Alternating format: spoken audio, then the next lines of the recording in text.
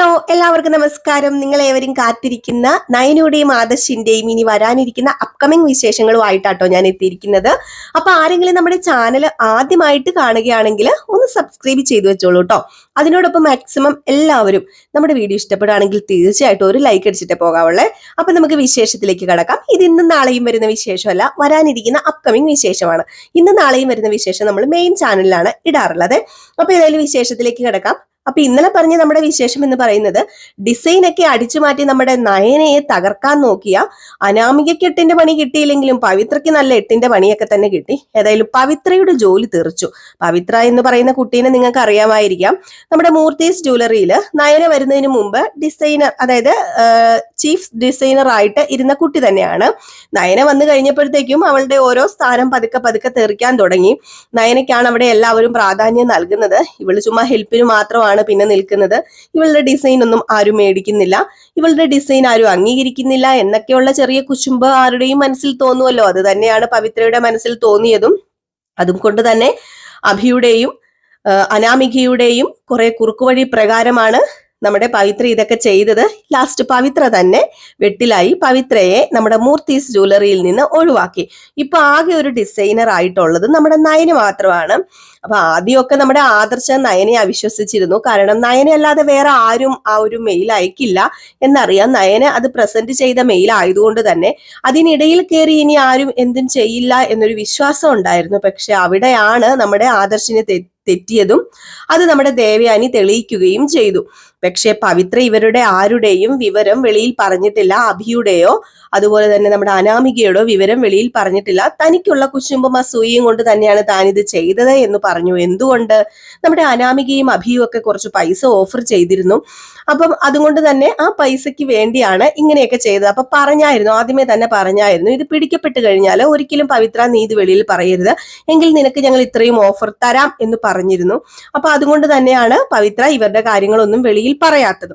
അങ്ങനെ നമ്മുടെ ആദർശിന് നയനോടുള്ള ആ ഒരു വിശ്വാസക്കുറവൊക്കെ മാറി.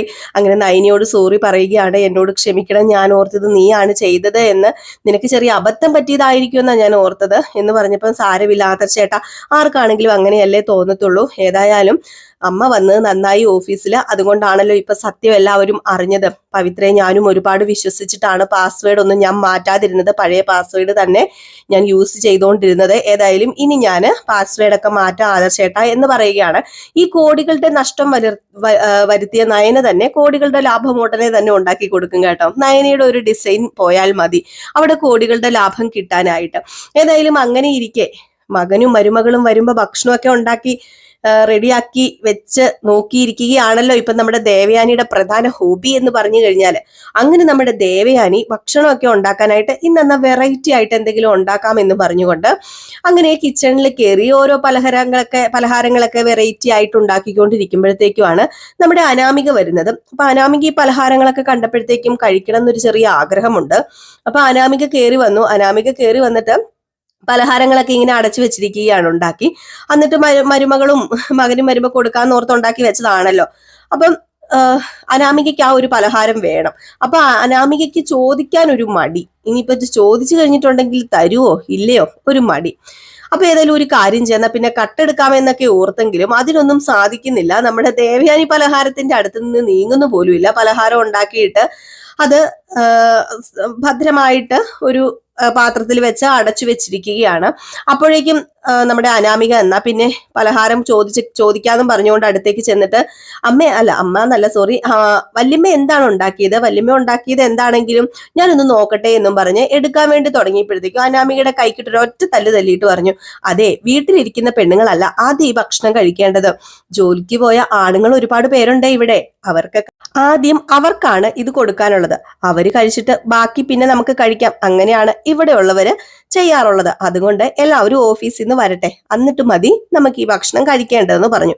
ഇതുകൂടെ കേട്ട് കഴിഞ്ഞപ്പോഴത്തേക്കും നമ്മുടെ അനാമികയുടെ നിയന്ത്രണം അങ്ങ് വിട്ടു കേട്ടോ. തനിക്കൊരു വിലയും തന്റെ വല്യമ്മ പോലും ഇപ്പൊ തരുന്നില്ല എന്ന് മനസ്സിലായി. കലിതുള്ളി നേരെ റൂമിനകത്തേക്ക് ചെല്ലുകയാണ്. അപ്പൊ ജാനകി ചോദിച്ചു, എന്താ മോളെ നിനക്ക് പറ്റിയത്? എന്ത് പറ്റാനാ, ഇവിടെ നടക്കുന്ന ഓരോ കാര്യങ്ങൾ കാണുമ്പോഴേ ചൊറിഞ്ഞു കയറുക. അല്ലാതെ എന്ത് പറയാനാ അമ്മേ? ഇവിടെ ഉണ്ടാക്കി വെച്ച ഭക്ഷണം എടുത്തുകൂടാ, കഴിച്ചുകൂടാ, ഇന്ന ആൾക്കാർ വന്നിട്ട് എടുക്കാവുള്ളൂ. ഇത് എന്തൊക്കെ നിയമങ്ങളാ? ഇങ്ങനെയാണോ ഒരു വീട്? സത്യം പറഞ്ഞാല് എന്റെ വീട്ടിൽ എനിക്ക് ഇഷ്ടമുള്ളപ്പോ ഭക്ഷണം എടുത്ത് കഴിക്കായിരുന്നു. ഇതിപ്പം അപ്പോഴത്തേക്ക് നമ്മുടെ ജാനകി ചോദിക്കുക, ഇപ്പൊ എന്താ മോളെ പറ്റിയത്? അത് പിന്നെ വല്യമ്മ അവിടെ എന്തൊക്കെയോ പലഹാരങ്ങൾ ഉണ്ടാക്കി വെച്ചു, ഞാൻ അതിൽ നിന്ന് ഒരെണ്ണം എടുത്തോട്ടെ എന്ന് ചോദിച്ചപ്പം വേണ്ട, അത് എടുത്തു കഴിഞ്ഞാൽ എച്ചിലാകും അത്രേ. ഇതൊക്കെ എവിടത്തെ ന്യായമാ? അത് പിന്നെ മോളെ, അത് പറഞ്ഞതിലും കാര്യമുണ്ട്. പണ്ട് മുതലേ ഇവിടെ പിന്തുടർന്നു വരുന്ന കുറച്ച് കാര്യങ്ങളൊക്കെ ഉണ്ട്. അതിനൊന്നും ഇവിടെ ആരും ഇതുവരെ മാറ്റം വരുത്തിയിട്ടില്ല. മോള് പറയുന്നത് ശരിയായിരിക്കാം, പക്ഷേ നമ്മൾ എന്തെങ്കിലും ആഹാരം ഉണ്ടാക്കി സ്പെഷ്യൽ ആയിട്ട് ഉണ്ടാക്കിയാൽ ആണുങ്ങൾ വന്നിട്ട് അവർക്കും കൂടെ കൊടുത്തിട്ടേ കഴിക്കാറുള്ളൂ. അത് പണ്ട് മുതലേ ഉള്ള ശീലവാ. അതുകൊണ്ടാണ് ഏടത്തി അങ്ങനെ പറഞ്ഞത്. അങ്ങനെ പറഞ്ഞത് അതുകൊണ്ടൊന്നും അല്ല, ആ നയനയ്ക്ക് കൊടുക്കാൻ വേണ്ടി. ഹേയ്, അങ്ങനെയൊന്നും ഏടത്തി എന്തറിയാം അമ്മയ്ക്ക് ഇപ്പം. ഏടത്തി വല്യമ്മയുണ്ടല്ലോ ഇപ്പം മരുമകളെ കൈവെള്ളയിൽ കൊണ്ടാ നടക്കുന്നത്. നമ്മൾ കാണക്കെ ഓരോന്ന് പറയുന്നുണ്ടെന്നേ ഉള്ളൂ. വല്യമ്മയുടെ മനസ്സിൽ എന്തോ ഉണ്ട്. ആ കരള് മാറ്റി വെച്ചതോടെ വല്യമ്മയുടെ മനസ്സ് ആകെപ്പാടെ മാറിപ്പോയി. എന്റെ മരുമകള്, ഞാൻ സ്നേഹിക്കുന്ന മരുമകള് എന്നൊക്കെ പറഞ്ഞ് എന്റെ പുറകെ നടന്നിരുന്ന വല്യമ്മയൊന്നും അല്ല ഇപ്പം ഇവിടെ നിൽക്കുന്ന വല്യമ്മ. ആ വല്യമ്മയ്ക്ക് ഒരുപാട് മാറ്റം സംഭവിച്ചിട്ടുണ്ട് എന്ന് പറഞ്ഞപ്പം അതെനിക്കറിയാം മോളെ, ഒരുപാട് മാറ്റം സംഭവിച്ചിട്ടുണ്ട്, അതൊക്കെ ശരിയാണ്. പക്ഷെ മോള് ഇപ്പൊ ചെയ്ത് ഏതായാലും ന്യായമല്ല എന്ന് പറഞ്ഞിട്ട് നമ്മുടെ ജാനകി അങ്ങ് പോയി കേട്ടോ. അപ്പോഴത്തേക്കുമാണ് അനാമിക, ഓഹോ അങ്ങനെയാണോ, എങ്കിൽ പിന്നെ എല്ലാവരും ഇത് കഴിക്കുന്നൊന്ന് കാണണമല്ലോ എനിക്ക്. എങ്കിൽ പിന്നെ ഒരു കാര്യം ചെയ്യാം, എല്ലാവരും ഇത് കഴിച്ചിട്ട് ഇത് കൊള്ളില്ല എന്ന് പറയണം. അതിനുവേണ്ടി അതിലെന്തെങ്കിലും ചേർത്തേ പറ്റൂ എന്ന് പറഞ്ഞുകൊണ്ട് നമ്മുടെ അനാമിക എന്ത് ചെയ്തു? ദേവയാനി ഇതൊക്കെ ഉണ്ടാക്കിയിട്ട് ദേവയാനി ഫ്രഷ് ആകാൻ കയറിയ സമയം കൊണ്ട് അനാമിക അതിനകത്ത് മുളക് പൊടിയും കുറെ ഉപ്പും ഒക്കെ വാരി വിതറുകയാണ്. കുറച്ച് ഇതില് വാരി വിതറുകയാണ്.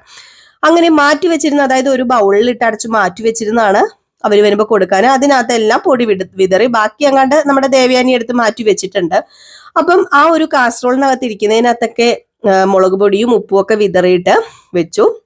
എന്നിട്ട് ഒന്നും അറിയത്തില്ലാത്തതുപോലെ ഒരു മാസികയൊക്കെ കൊണ്ടുപോയി അവിടെ തിണ്ണയിലൊക്കെ ഇട്ടിരുന്ന് കാലുമേ കാലൊക്കെ എടുത്തു വെച്ചിട്ട് അങ്ങോട്ട് വായിക്കാനും തുടങ്ങി കേട്ടോ. അങ്ങനെ വായിച്ചു കൊണ്ടേ ഇരിക്കുകയാണ്. അപ്പോഴത്തേക്കുമാണ് നയനയും ആദർശും കയറി വരുന്നത്.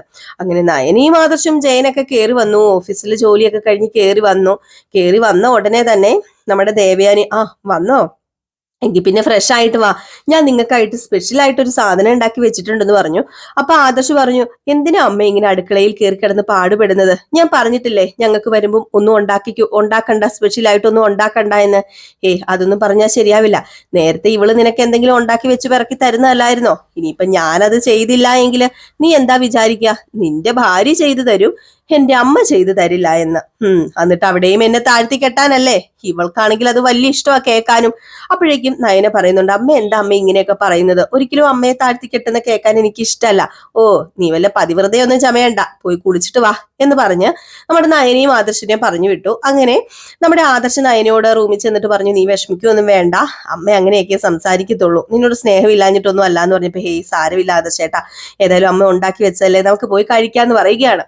അങ്ങനെ ഇവര് ടീൻമേശയിൽ ചെന്നിരിക്കുന്നു. അപ്പോഴേക്കും നമ്മുടെ ദേവയാനി ഇതൊക്കെ ആയിട്ട് വരുന്നതും നമ്മുടെ അനാമിക നോക്കി കാത്ത് കണ്ണിൽ എണ്ണ ഒഴിച്ച് കാത്തിരിക്കുകയാണ്. ഇവര് എരിഞ്ഞു പുകഞ്ഞ് ഉപ്പൊക്കെ ആയിട്ട് അത് നിലത്തേക്ക് തുപ്പിക്കളയുന്നത് നോക്കിയിരിക്കുകയാണ്. അപ്പൊ ഏതായാലും ദേവയാനിക്ക് ദേഷ്യം വരുമല്ലോ, അപ്പൊ അത് നോക്കിയിരിക്കുകയാണ്. പക്ഷേ ഇവര് ഉണ്ടാക്കി വെച്ച പലഹാരങ്ങളൊക്കെ തിന്നാൻ തുടങ്ങി. വാവ്, നല്ല ടേസ്റ്റ് ഉണ്ടമ്മ എന്ന് ആദർശ് പറയുകയും ചെയ്യുന്നു. ഇതിനിടയിൽ എന്ത് പറ്റി, എന്ത് സംഭവിച്ചു എന്നൊന്നും മനസ്സിലാകുന്നില്ല നമ്മുടെ അനാമികയ്ക്ക്.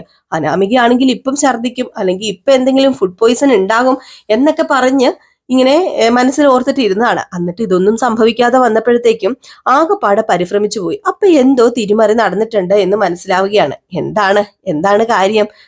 നമ്മുടെ ദേവയാനി ആയിക്കോട്ടെ അനാമിക ചെയ്ത കാര്യങ്ങളൊക്കെ കണ്ടിരുന്നു. അതുകൊണ്ട് തന്നെ ആ പലഹാരങ്ങളൊക്കെ മാറ്റിവെച്ചിട്ട് വേറെ പലഹാരങ്ങൾ ഉണ്ടാക്കി കാസറോളിനകത്ത് അടച്ചു വെച്ചിരിക്കുകയായിരുന്നു. ഇതെല്ലാം കഴിച്ചു കഴിഞ്ഞപ്പോഴത്തേക്കും നമ്മുടെ ദേവയാനിയോട് ആദർശ് പറഞ്ഞു, അമ്മേ നല്ല ടേസ്റ്റ് ആണ് കേട്ടോ, ഇത്രയും നല്ല പലഹാരങ്ങളെ ഞാൻ ഇതുവരെ കഴിച്ചിട്ടില്ല, ഇതെന്തോ വെറൈറ്റി ആണെന്ന് തോന്നല്ലോ. ഇത് വെറൈറ്റി തന്നെയാ, എന്റെ മോന് വേണ്ടി ഞാൻ ഉണ്ടാക്കിയതാ എന്നൊക്കെ ഇങ്ങനെ പറയാണ്. അപ്പൊ നയനി ഇത് കേട്ടോണ്ട് എന്നിട്ട് നയനിയും പറഞ്ഞു, കൊള്ളാമേ, എനിക്കും ഇത് ഒരുപാട് ഇഷ്ടമായി. നിന്റെ സർട്ടിഫിക്കറ്റ് ആർക്ക് വേണം? നിന്റെ സർട്ടിഫിക്കറ്റ് ഒന്നും എനിക്ക് വേണ്ട, പിന്നെ എന്റെ മോൻ ഉണ്ടാക്കി വെച്ച കൂടത്തില് നിനക്ക് തന്നു, അത്ര മാത്രമേ ഉള്ളൂ, അല്ലാതെ നിന്റെ സർട്ടിഫിക്കറ്റിന് വേണ്ടിയല്ല ഞാൻ ഇതൊക്കെ ഉണ്ടാക്കി വെച്ചിരിക്കുന്നത്. ഇതൊക്കെ കേട്ട് കഴിഞ്ഞപ്പം നയനയ്ക്ക് വിഷമമായെങ്കിലും നയനെ അത് കാര്യമാക്കി എടുത്തില്ല കേട്ടോ. അത് കഴിഞ്ഞിട്ട് നയനെ അത് തിന്നാതെ മാറി നിന്ന് കഴിഞ്ഞപ്പോഴത്തേക്കും ദേവയാനി പറഞ്ഞു, അതെ ഞാൻ പറഞ്ഞത് കൊണ്ടാ കഴിക്കാതെ മാറി നിൽക്കുന്നത് എങ്കിൽ വന്ന് കഴിച്ചോളൂ, ദേ നിനക്കും കൂടെ ഞാൻ ഉണ്ടാക്കിയതാ ഇത് എന്നുള്ള രീതിയിൽ പറഞ്ഞു കഴിഞ്ഞപ്പം നയനയ്ക്ക് ഭയങ്കര സന്തോഷമായി. നയനെ എന്ത് ചെയ്തു, വീണ്ടും അതെടുത്ത് കഴിക്കാൻ തുടങ്ങി കേട്ടോ. അങ്ങനെ അവര് വയറ് നിറച്ച് കഴിച്ച് അവരുടെ റൂമിലേക്ക് പോയി. അത് കഴിഞ്ഞപ്പോഴത്തേക്കുമാണ് നമ്മുടെ ദേവയാനി എങ്കിൽ പിന്നെ അനാമികയെ വിളിക്കാം എന്നും പറഞ്ഞ്, മോളെ അനാമികയെ, നീ എന്റെ മരുമകള്, ഇങ്ങ് വന്നേ. നിനക്കേ തരാത്തതിൽ എനിക്ക് ഭയങ്കര വിഷമം ഉണ്ടായിരുന്നു. പിന്നെ ആദർശിന് എന്തു തോന്നും എന്നോർത്താ ഞാൻ അവക്ക് കൊടുത്തത്. ഓ, എന്റെ മനസ്സിലൊട്ടും പിടിച്ചിട്ടില്ലത്. മോളിരുന്ന് കഴിക്കുന്നത് കണ്ടാലേ എനിക്കൊരു ആത്മസംതൃപ്തി വരത്തുള്ളൂ. മോളിങ്ങ് വന്നേ എന്നും പറഞ്ഞ് ആ പലഹാരങ്ങളൊക്കെ എടുത്ത് കൊടുക്കുകയാണ്. ഇത് കണ്ടു കഴിഞ്ഞപ്പോഴേ നമ്മുടെ അനാമികയ്ക്ക് മനസ്സിലായി, ഇത് ഞാൻ ആ മാറ്റിവെച്ച പലഹാരമാണല്ലോ, ഇതെങ്ങനെ ഇപ്പൊ ഇവിടെ വന്നത്? അയ്യോ, ഇനിയിപ്പോ ഇത് ഞാൻ കഴിക്കണോ എന്നിങ്ങനെ മനസ്സിൽ വിചാരിക്കുന്നു. അപ്പോഴേക്കും ദേവയാനി ചോദിച്ചു, അല്ല മോൾക്ക് ഇത് എന്താ പറ്റിയത്?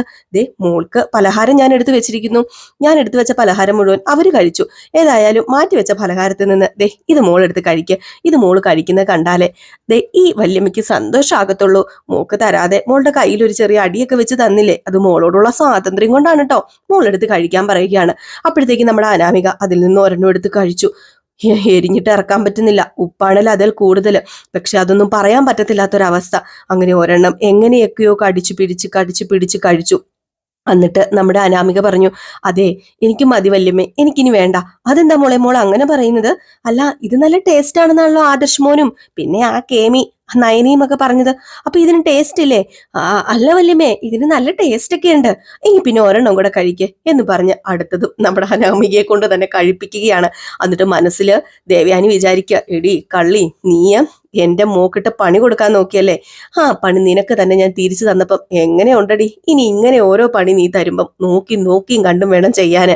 ഇല്ലെങ്കിൽ ഇതുപോലെയുള്ള പണികൾ നിനക്ക് തിരിച്ചു കിട്ടിക്കൊണ്ടേയിരിക്കും. ഇനി നീ ഇതുപോലെ ഭക്ഷണത്തിലൊന്നും ചെയ്യാൻ പാടില്ലടി, അന്നം ദൈവമാണടി എന്നൊക്കെ മനസ്സിൽ ഇങ്ങനെ വിചാരിച്ച് മുഖത്തൊരു ചെറിയ പുഞ്ചിരിയോടുകൂടി നമ്മുടെ ദേവയാനി നിൽക്കുന്നു. എങ്ങനെയൊക്കെയോ അത് ഇറക്കിയിട്ട് നേരെ ബാത്റൂമിലേക്ക് ഓടുകയാണ് നമ്മുടെ അനാമിക. ഏതായാലും ഈ കാര്യം അനാമിക രേവതിയോട് വിളിച്ച് പറയുന്നുണ്ട്. രേവതി പറഞ്ഞു, മോളെ നോക്കിയും കണ്ടും എല്ലാം ചെയ്യണ്ടേ, ഏതായാലും നിന്റെ അച്ഛനോട് ഞാൻ എന്തെങ്കിലും ചോദിക്കട്ടെ, അവക്കിട്ടുള്ള പണി നമുക്ക് അടുത്തത് കൊടുക്കാം എന്നൊക്കെ പറയുന്നുണ്ട്. പണി തുരുതുരാ കൊടുക്കുകയും ആ പണി തന്നെ തിരിച്ചു കിട്ടുകയും ചെയ്യുന്നതല്ലാതെ നമ്മുടെ നയനയുടെ ദേഹത്തൊരു പൊടി പോലും വീഴാന് ദേവയാനി സമ്മതിക്കില്ല. അതും ഇനി ഒരിക്കലും സമ്മതിക്കാനും പോകുന്നില്ല. അപ്പൊ ഇതൊക്കെ കോർത്തിണക്കിക്കൊണ്ട് ഒരു അടിപൊളി വിശേഷങ്ങളൊക്കെ നിങ്ങളെ കാത്തിരിപ്പുണ്ട് കേട്ടോ. അപ്പൊ മിസ് ചെയ്ത് കളയാതെ എല്ലാവരും കേൾക്കണേ. എല്ലാ ദിവസവും ഉച്ചയ്ക്ക് ഒരു 12:45 ആകുമ്പോഴത്തേക്കും ഞാൻ നിങ്ങളുടെ മുമ്പിലെ വിശേഷങ്ങളുമായിട്ട് വരുന്നതായിരിക്കും.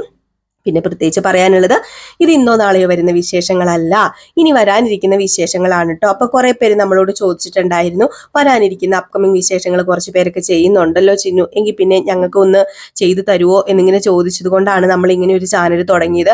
അതുകൊണ്ട് അപ്കമിങ് വിശേഷങ്ങൾ കേൾക്കാൻ താല്പര്യമുള്ളവർ മാത്രം വന്ന് കേട്ടാൽ മതി കേട്ടോ. ബാക്കി ഇഷ്ടമില്ലാത്തവർക്കൊക്കെ ഫുൾ വിശേഷവും പ്രമോവിശേഷവും ഒക്കെ നമ്മുടെ പഴയ ചാനലിൽ തന്നെ നമ്മൾ ഇടുന്നുണ്ട്, അത് കേട്ടാൽ മതി. പിന്നെ ഇത് കേൾക്കാൻ ആഗ്രഹമുള്ളവരും ഇഷ്ടമുള്ളവരും ഒക്കെ കേൾക്കുക, സപ്പോർട്ട് ചെയ്യുക കേട്ടോ. അപ്പൊ നിങ്ങളുടെ സ്നേഹവും സപ്പോർട്ടും ഒക്കെ തുടർന്നുണ്ടാകുമെന്ന് പ്രതീക്ഷിച്ചുകൊണ്ട് നിർത്തുകയാണ്.